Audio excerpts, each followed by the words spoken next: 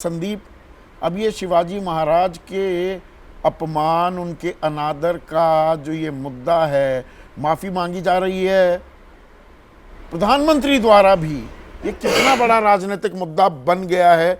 जो महाराष्ट्रवासी नहीं है, मराठे नहीं है, देश के अलग हिस्सों में जो इस कार्यक्रम को देख रहे हैं, उनको थोड़ा समझाइए ये कितना बड़ा राजनीतिक मुद्दा बनता दिखाई दे रहा है, या 2-3 दिन की खबर है? नहीं संजीव, चुनाव सामने हैं और चुनाव में हर मुद्दा कब कितना बड़ा हो जाए ये कहा नहीं जा सकता।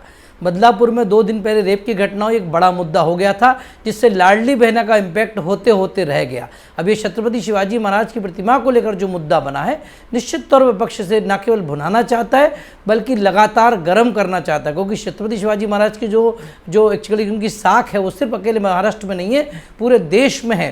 तो जाहिर तौर पे ये मुद्दा अब चुनाव तक बना रहेगा और इसका बड़ा नुकसान हो गया। सबसे बड़ा नुकसान ये होगा कि सरकार की साख पर बट्टा लगा। ये कहा जाने लगा कि चाहे केंद्र की सरकार हो चाहे राज्य की, दोनों इस मामले में ठीक से कार्यक्रम नहीं कर पाए। नहीं, यहाँ पर कदम ताल भी सही नहीं हो पाई। देवेंद्र फडणवीस कि जी हमारा काम नहीं था निर्माण का, वो नेवी, अरे नेवी भी तो केंद्र सरकार के मातहत आती है, वहां भी आपकी सरकार है, तो यहां जिम्मेदारी से तो पल्ला झाड़ा नहीं जा सकता। जी बिल्कुल, वो भी गलती हो गई। और आपको बताऊं कि माफ़ी इसलिए मांगी क्योंकि शरद पवार ने अपनी तरफ से माफ़ी मांग ली इस प्रतिमा को गिरने के बाद। तो सत्ताधारी दलों को लगा कि जब शरद पवार ने माफ़ी मांग ली तो ऐसा ना हो जाए कि हम सब इस चपड़े फंस जाए। तो सबसे पहले अजीत पवार ने माफ़ी मांगी, उसके बाद फिर देवेंद्र फडणवीस ने मांगी और प्रधानमंत्री ने मांग ली। तो ऐसा लगा कि माफ़ी मांगने में देर हो गई और अब जनता के मन में एक इमेज हो गई है कि कहीं ना कहीं कुछ तो घोटाला हुआ है और बड़ा ही साख पर धब्बा लगा है और इसका चुनावी नुकसान निश्चित तौर पर होगा। देखिए, चुनाव में परसेप्शन बहुत महत्वपूर्ण होता है। सरकार बार बार कह रही कि हमने बहुत काम किया, तमाम योजनाएं रेवड़ी बांटी जा रही, लेकिन ऐसे मुद्दे जब होते हैं तो इमोशनली बहुत नुकसान पहुंचाते हैं और खासतौर पर ऐसे समय में जब मराठा आरक्षण है। बिल्कुल। और यहां पर संजय राउत का जो बयान है, अब दर्शकों के सामने वो बयान भी पेश करना चाहूंगा। औरंगजेब और मुगलों ने भी शिवाजी महाराज का ऐसा अपमान नहीं किया। हमें महाराष्ट्र के लोगों की भावनाओं को ठेस पहुंचाने वाले मुख्यमंत्री का इस्तीफा चाहिए। औरंगजेब और मुगलों ने भी जैसा अपमान शिवाजी महाराज का नहीं किया। यहां पर वो हिंदू मुसलमान वाला नैरेटिव भी आ गया है। वो एक कमजोर नब्ज है शिवसेना की, भाई हिंदुत्व कार्ड खेलना है, कांग्रेस के साथ भी है। अब ये कहना, ये जो ट्विस्ट दिया गया है, इसको आप कैसे रीड करते हैं?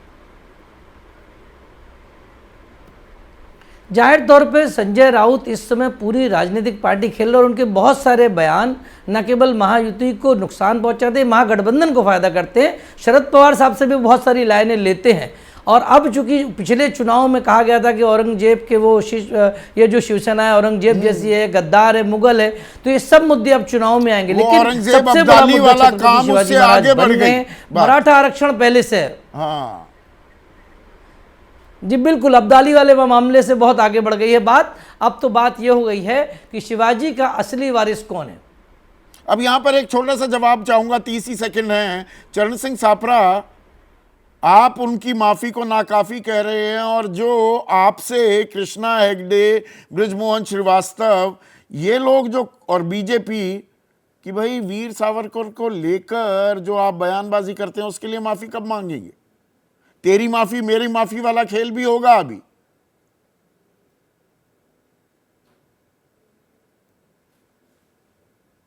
संदीप जी, दरअसल बात यह है कि भारतीय जनता पार्टी और महायुति पूरी तरह से कंफ्यूज्ड है, पूरी तरह से डर गई है। आपने खुद कहा, देवेंद्र फडणवीस जी ने जिस तरह से सेल्फ गोल किया है केंद्र के ऊपर या नेवी के ऊपर डाल करके, और जिस तरह से प्रधानमंत्री ने माफी मांगी है, खुलेआम दिखता है कि ये लोग डर गए हैं। अब ये ध्यान भटकाने के लिए या विषयांतर करने के लिए इस तरह के विषय लेके आएंगे। सवाल का जवाब क्या होगा? महेश चौहान कह रहे हैं माफी मांगनी चाहिए आपको। जो देगा खोखा, सावरकर भी मराठी अस्मिता के प्रतीक हैं। ये खोखे सरकार है, करके है। क्या कहा? सावरकर भी मराठी अस्मिता, मराठी गौरव के प्रतीक हैं। इसे दोहराएंगे? वहां माफी मांगेंगे क्या? छोटा सा जवाब चाहूंगा प्लीज।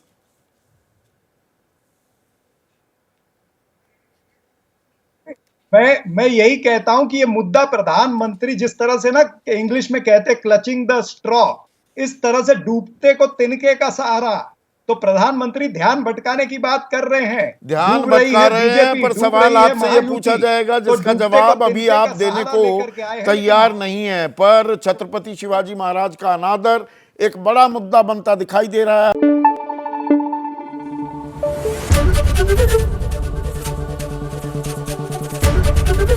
एबीपी न्यूज आपको रखे आगे।